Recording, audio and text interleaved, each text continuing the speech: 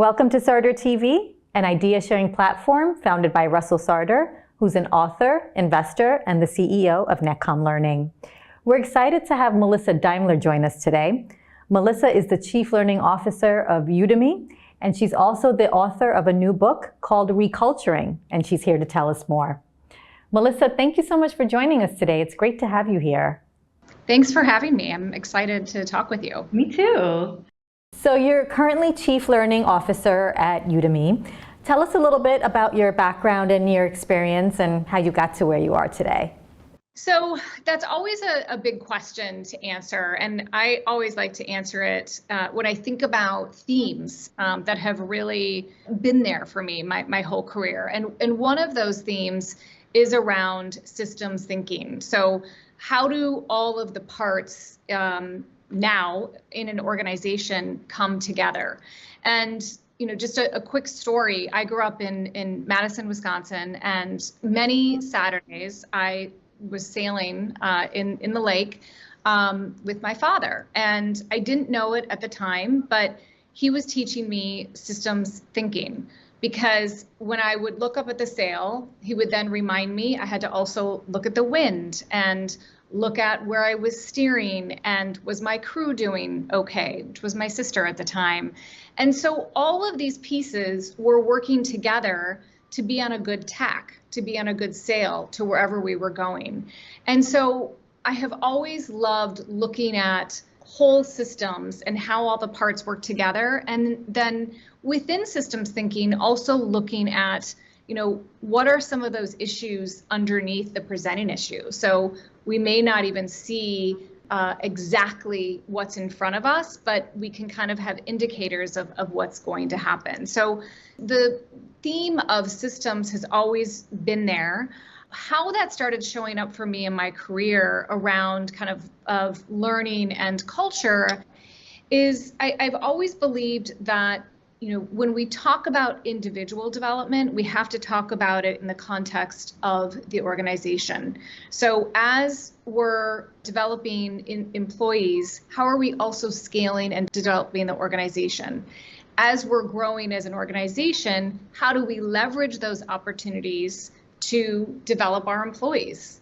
So using kind of on-the-job experiences for people to develop their skill sets. So that has brought me to today, where I think my key focus and really my passion has been at this intersection between culture and learning. And so prior to Udemy, I've been lucky enough to be at some great companies, both Adobe. I was there for almost 11 years and got to do a number of different jobs there, including starting the OD function and later on the learning function. And then Twitter, was there for 4.5 years, and great cultures, and then had the opportunity, a great learning experience, to be at WeWork, which I know we'll get into later when we talk about culture. And then now here at Udemy, I really have the opportunity to be a Chief Learning Officer at a learning company. And so that has just a lot of advantages to that. What's that been like, being the CLO at an actual learning company? It's been fun, and it's been really interesting. I think, how we typically, in this role, we focus on our internal employees. We call them Udemates. And, are we looking at all of the opportunities to develop them, to develop their skill sets? And, so I have that under my remit, but I also have two other areas. One is looking at our products and our services. So are we thinking about some of the feedback we're getting from customers and integrating that into how we offer our different learning solutions and experiences? So I get to have a say, input, and feedback in what those can look like in the future, which is really fun. And then the third component is external development. So I'm talking directly to the customers, learning, what their opportunities are, learning what their strategies are, and kind of thought partner to thought partner how we can work together to figure out what their strategy is, and making sure that they're leveraging all the different solutions we have. I also learn a lot from them as well, and so we try to both provide thought leadership externally, and we also get a lot of good ideas from our customers to then try here internally and think about how do we leverage learning differently. So it's a nice opportunity to kind of play in different areas. Tell us a little bit about Udemy and its mission and its purpose. So that is one of the reasons I came here, because our vision really is to inspire lives through learning. And I've been a lifetime learner. I have been lucky enough to be both a teacher and a learner. I still am, always figuring out what the next skills are that I need to learn. And the mission is really to deliver and provide, kind of flexible, effective skills development to both individuals and organizations. So I think it's been known, more for our direct line into individual development. So our consumers, we have a huge platform there, and we have an opportunity to have instructors who have the freshest content, who know when the next products are coming down the line so they can update their courses. So it's a really interesting model. I mean, we have hundreds of thousands of courses, and I think 60,000 instructors. So it's just a huge lever that we have. And then, more and more, we're looking at working with the organizations and figuring out. We just bought a company around cohort learning, and that's been a model of learning that I've always leveraged and appreciated in learning as social learning. So learning within a group and leveraging both asynchronous, learning on your own time while also learning together. And we're really figuring out how to leverage that model more and more as companies are, as we talked about before, all trying to figure out this kind of hybrid model. What are some of the changes that you have seen in the landscape of learning during the pandemic, and now that things are starting to resume the way they used to be? What are some of the more permanent changes that you're seeing based on what we've experienced? I think we learned so much. I know in the middle of it, we didn't realize it at the time, but I think we all realized the obvious, which is we can work from anywhere. I think we've also realized that there's a way to design learning experiences that aren't just taking everything that we do in a classroom in a live experience and throwing them into a Zoom, or a team session. So, and we learned this years ago with e-learning. So I think we've appreciated more that in a true learning experience, even virtually, you need to have those opportunities where you have breakout sessions and you have opportunities for people to read things prior to the session, and there's opportunities for discussion. So it's not just I get into a virtual room and I'm just presented to. So I think the design of learning has been finally appreciated and a little more sticky based on our experience that we've had over the last couple of years. I think the other piece is we're starting to become more and more hybrid. How do you kind of use the virtual learning experiences back into a blended model again? So people do want to get together in person.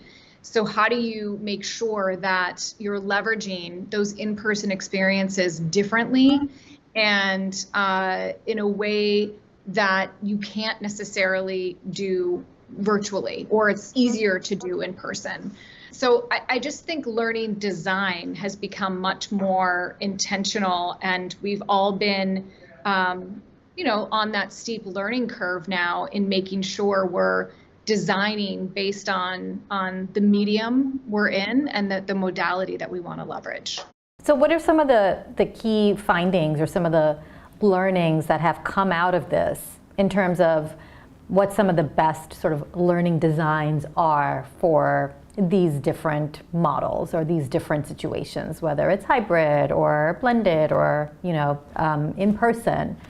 What have you seen sort of change, and what's been working best? I think some things have changed. I think some things haven't. I mean, I think what has changed, like building on the learning design piece that we were just talking about, is this need to make sure that we're not lecturing, we're not just delivering. I always talk about the difference between training and learning. I think when we're getting trained, something is happening to us, versus when we're learning, a good facilitator is creating the space for learning to happen. So all of the information that doesn't just come from that facilitator. If you do it right, you're creating opportunities for people to coach and be coached with each other. And so I think the learning has become, again, less about the PowerPoint and more about ensuring that, even every few minutes, we're making sure we're bringing in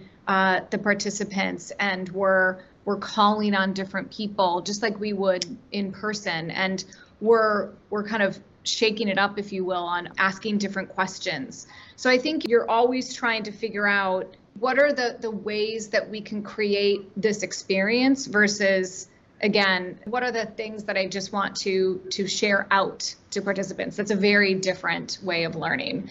I would say what hasn't changed, and I think we're still continuing to evolve that, is the need for what I would call contextual learning. So tying learning to your culture and your strategy.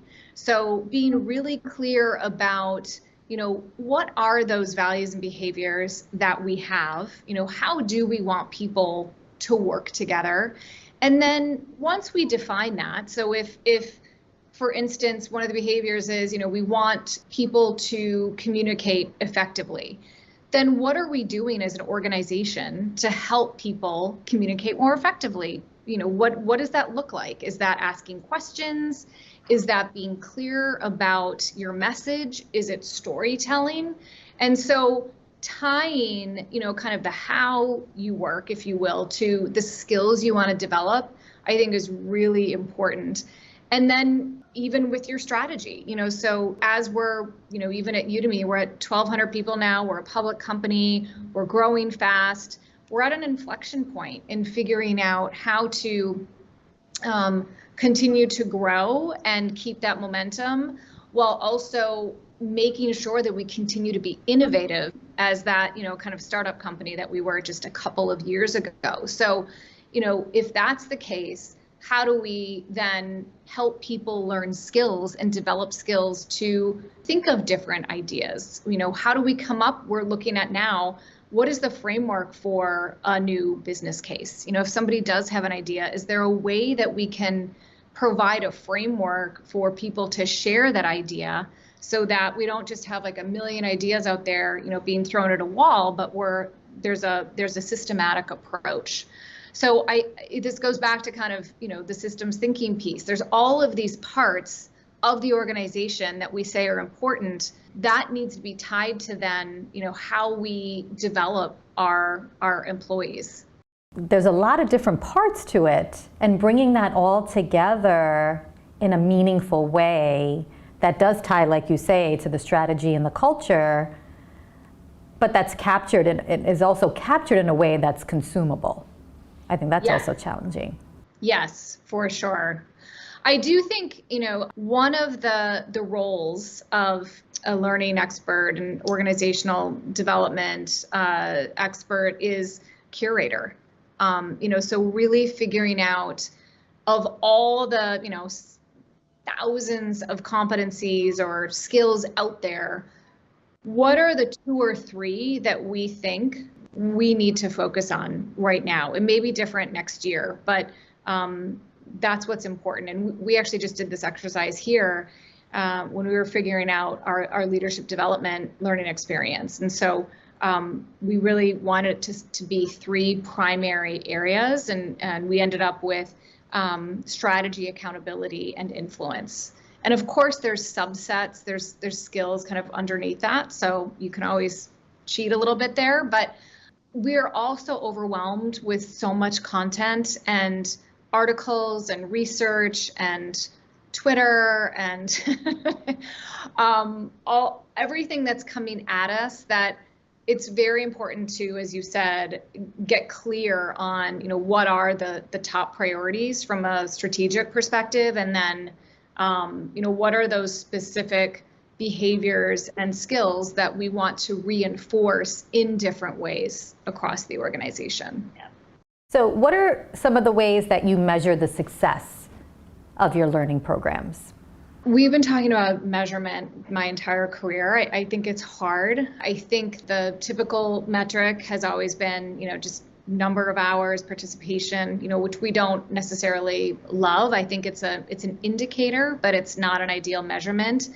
We're talking a lot right now with our customers, and I focus a lot on this here, about outcomes. So what are the learning outcomes that we want to have when somebody's trying to develop a certain set of skills through a learning journey? And then ultimately, what are those impacting with the business? What are those business outcomes we want to have? And so I think the key here, unlike the conversation we've just had about making sure we're focused on a few things, this is more about get as much data as possible. So we have a data analytics team. Many learning teams and people teams now have like a full data science team, data analytics, to both look at current analytics and also predictive analytics. And so we're always looking at correlations between attrition and development and our engagement survey. And we're starting to kind of do more pulse surveys to make sure that we're kind of dipping in more than just once a year. So I think there's lots of ways that you can measure beyond consumption. And I think it's really important to kind of, again, upfront define what it is you want this learning experience to help produce in terms of business and learning outcomes. We did just one stat. It's, again, it's one piece of data, but one of the things we realized when we looked at our attrition last year, the people who left, I think on average, took about 3 hours of learning sessions like that we offered or on our platform.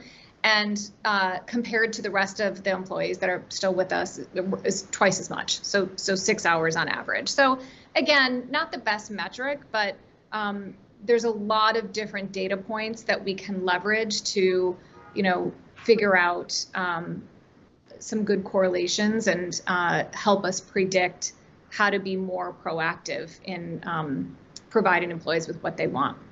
What are some things that you're doing and that you're seeing learning leaders do to begin to sort of re-engage and prepare people to come back and in this post-COVID world and re-engage in learning again? Make it exciting and fun. In the COVID world, Udemy certainly saw a great uptick in learning online because that was the only option. And I think now we're trying to figure out again, like where does it make sense to blend, kind of a video with an in-person experience, with a follow-up, coaching group, with, I always like to look at learning as a journey and an experience versus kind of a one-off training event, and looking at kind of what are the skills that you want to evolve there. So I think a lot of, colleagues that I'm talking to and customers that we're working with are really trying to think about learning within that context. So what are the things that, we're doing strategically? What are the ways that we're looking at how people are working, and then how do you bring those together to define kind of a set of skills that you need to focus on? What are some ways that you're seeing that people are reskilling themselves, or what are some suggestions you have in when people think about what they need to up their skills, or if they reskill?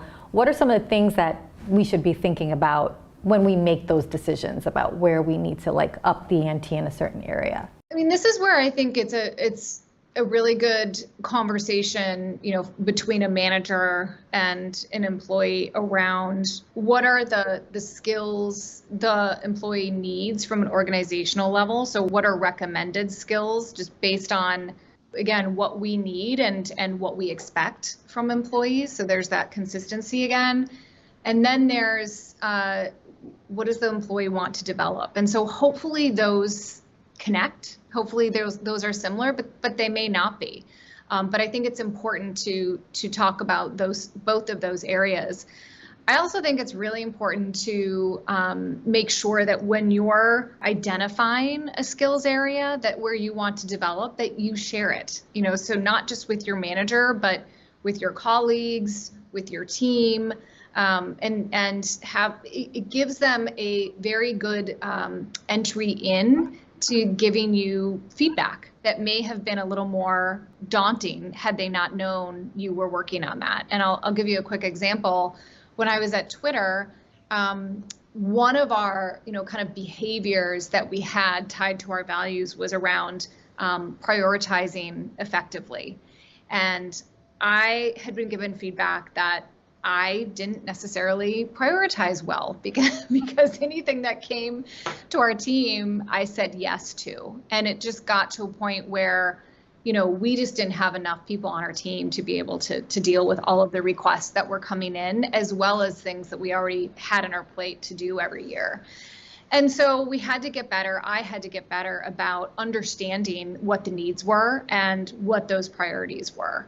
It was a behavior we had acknowledged that we wanted for everybody across Twitter, and it was a skill that I had kind of declared with my team that I wanted to improve upon. So, when I was in one meeting in particular, we were looking at our priorities for the year. There was some new priorities that came in. I think this was the second quarter. And I was just adding them to the list. And then probably an hour into the meeting, I had said, I had stopped the meeting and said, look, we can't, there were like 12 new priorities. And I said, we can't do all of these. So we really need to figure out, what's important to the business, what are the top 3 so that we can then deliver. And after the meeting, I had 2 of my team members were there, and one of them said, oh my God, I know you're working on prioritization. So thank you. That was great. Loved how you spoke up, loved how you kind of clarified what was important. And then I got feedback from another member on my team who said, yes, that was great. You did that. It would have been so much better if next time you had that conversation like an hour and a half earlier up front. So it was great. And it was feedback that I appreciated because I was working on that. It was feedback, again, that they felt comfortable enough to give me because I had essentially given them an opening to give them that opportunity, knowing that I wanted to work on that. So I just think development we need to kind of take the sting out of feedback and development and know that we're all continuing to try to get better. So in addition to being Chief Learning Officer, you're also an author. And you recently wrote a book called Reculturing. Tell us what it's about. This has been a book in the making for a while. So it's called Reculturing, and it's all about thinking about culture as not just a noun. Culture is not something we have or go to. It's something we do. It's how work happens between people.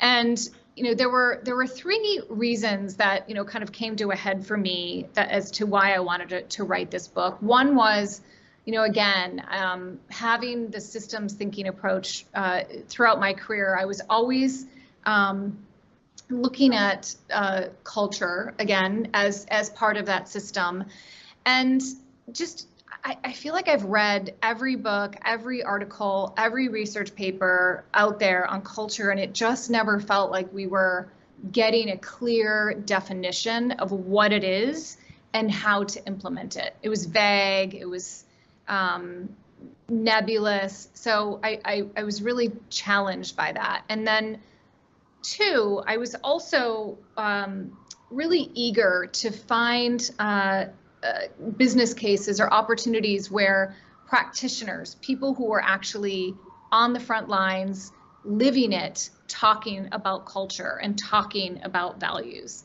And, there were a few people who inspired me, Patty McCord, who was head of talent at Netflix and their culture deck, and a few other folks, but a lot of it was theoretical. A lot of it was academic. So I really wanted to write something that had stories and mine as well as others that could be shared with examples of how this might look.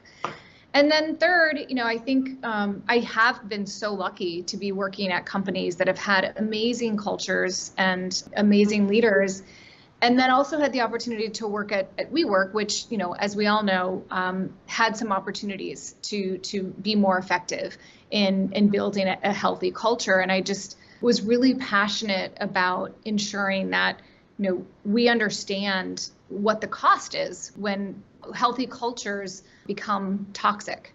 And so I wanted to really create a blueprint, if you will, of what culture could look like. And again, how you could design culture intentionally in an organization. So tell us more about that, this blueprint that you've come up with, this framework that really addresses culture in the frame of values, process, behaviors, and what that looks like and how that can really be put into practice.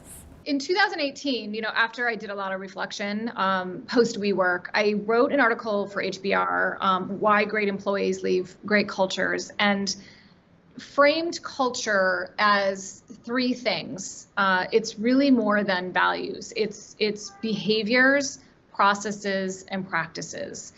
And part of that whole article and everything that I wrote up to that, I realized that, part of the issue was we were again not connecting all of the pieces of our organization. It wasn't what we were doing, it was actually what we weren't doing.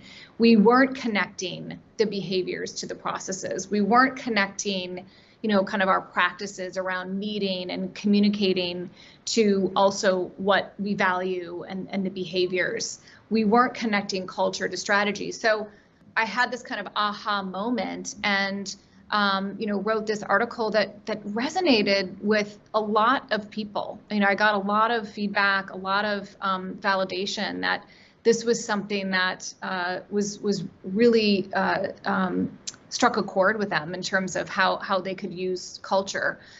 So just stepping back, I think when people think about culture, they think of values and stop there. And I think that it's great. It provides something, but it really doesn't give us an opportunity to define what we're really looking for with our employees. And I think Netflix inspired me in that culture deck because they didn't stop at values. They really got specific. I think they now have I lost count, but I think it's 48 behaviors. It's a lot. But instead of just saying communication is a value, they got very specific on, we communicate clearly. We ask questions. And then they started to embed that into all of their people processes. And so I think that's another key step is once you define those behaviors, you have to then find ways to integrate and reinforce them. So integrating them into how you hire, how you onboard, how you manage your talent, and even how you offboard. I think that's really important. And then the practices piece is all about, things that we do every day. So our meetings, our communication, how we recognize people, how we learn, how do we make sure that, even in those opportunities, we're exemplifying those values and behaviors that we said are important. And you said you did speak to a lot of people, a lot of leaders while you were researching this book, writing this book. What else, as you were speaking to people and writing, resonated with you in some of the stories that were told to you from these leaders as it relates to culture and how culture was created intentionally at other companies. You gave Netflix as one of the examples. Any other examples you can provide on how it was done well? Yeah, sure. I mean, I think one of the key points that I make in the book is that, again, culture is not this static change initiative. I think that's the mistake a lot of leaders make as well, is that it's this one and done thing that I'll do in the beginning of a company, and we'll just have them live throughout the course of until the company is no longer around.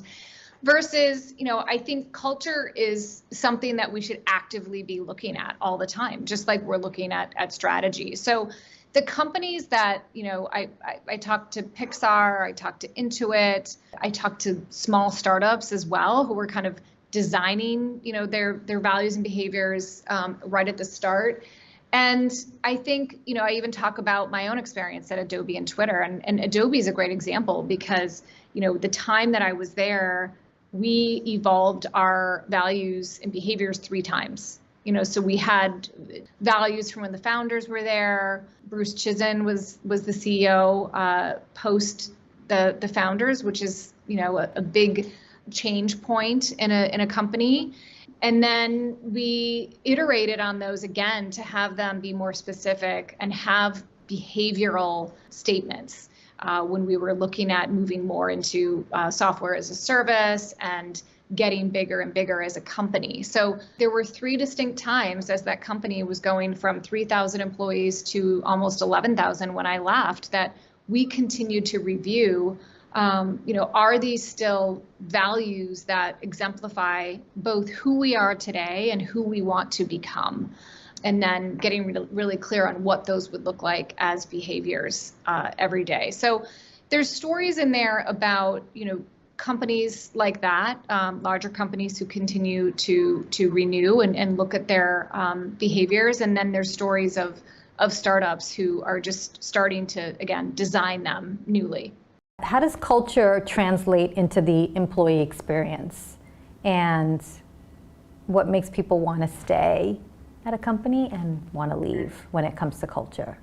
I think, we've made a lot of assumptions about culture. I think, we've assumed that employees want the happy hours and the free food and the ping pong tables. And I love that just as much as anyone else. But when you really talk to employees and you look at the attrition data, and especially post-COVID now, what people really want, they want flexibility. They want to make sure that they're growing, that they're developing their skills and they have an opportunity to do that they're in a meaningful role in an organization that is having some impact and purpose. I think it's really important that every employee gets to see that line between what they do and the purpose of the organization. And so I think being clear about what the purpose is, what the strategy is, how you fit into that as an employee, and then how we expect you to work here. What is our playbook for working?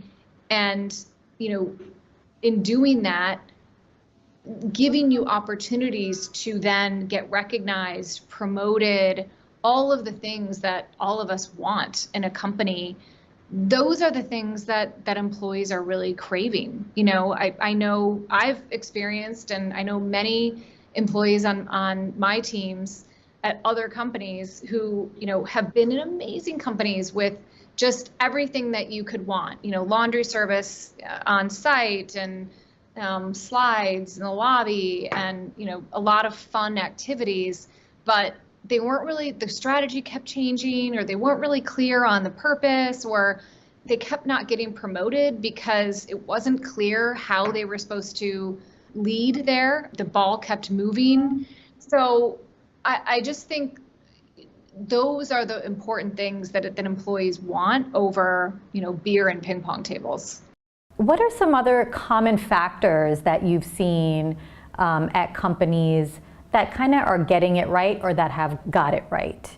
And can you give us just some examples and some names of companies?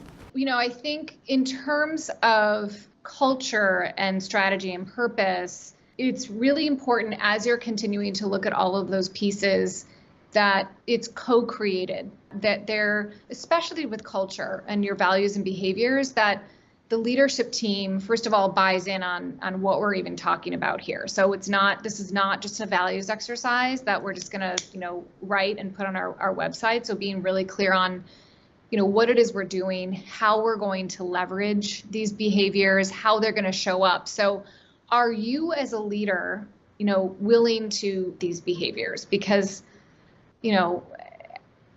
you can do everything else, and if you don't have that leadership team that is modeling that, unfortunately, it doesn't work. We fail at our strategy, and we fail at our culture. So I think it needs to be co-created. And then with the strategy, while all employees don't necessarily get input in that, I think it's, again, important to understand how I individually fit into my team strategy and how that rolls up into the company strategy.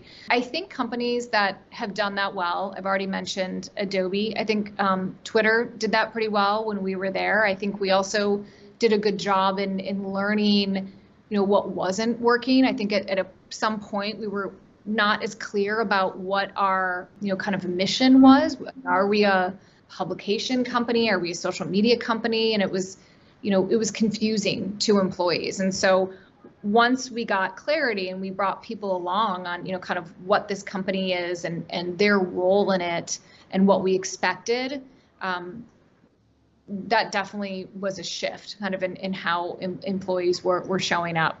I think other companies that are doing this well. I highlight Pixar in my book. I think they've been a company known for great storytelling, and everybody loves that culture. But they hadn't really, even though it was a great culture, and we hear that a lot, they hadn't really defined specifically what is the great culture. What is so great about our culture?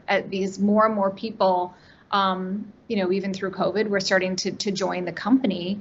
And so if you don't have, the beautiful Pixar campus as a backdrop, how do we embed that great culture into and with our employees? And so I worked with them in really helping define, what are those values and behaviors that make Pixar so great? And one of them was around storytelling.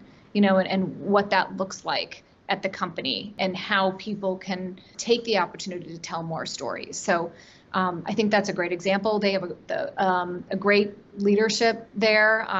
My friend and colleague is a CHRO there, so she's really making some really good changes. That's great. And that's a great example of just a tactic, storytelling, as something that can really help shape a culture of an organization. For sure. Yes. Stories are the best. Giving examples, how kind of a value and behavior looked in a team, what happened there that we're highlighting this particular value and behavior. What did they do so well? What did they learn from it? That is one of the best ways to reinforce, what we're trying to create at a company. So who would benefit from reading your book? I think primarily leaders, in companies, and, CHROs, CLOs, trying to figure out, especially, even though kind of I had been, again, thinking about this for many years. I wrote the article in 2018, pre-pandemic.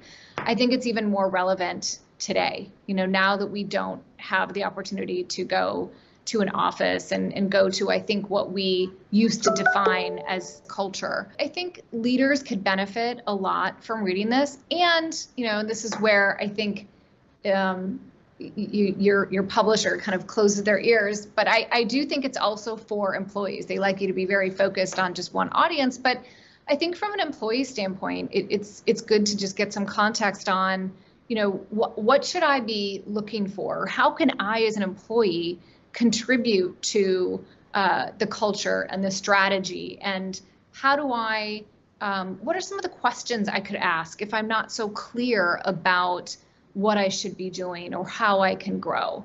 So I think it's good for both leaders and individual contributors. Any final thoughts?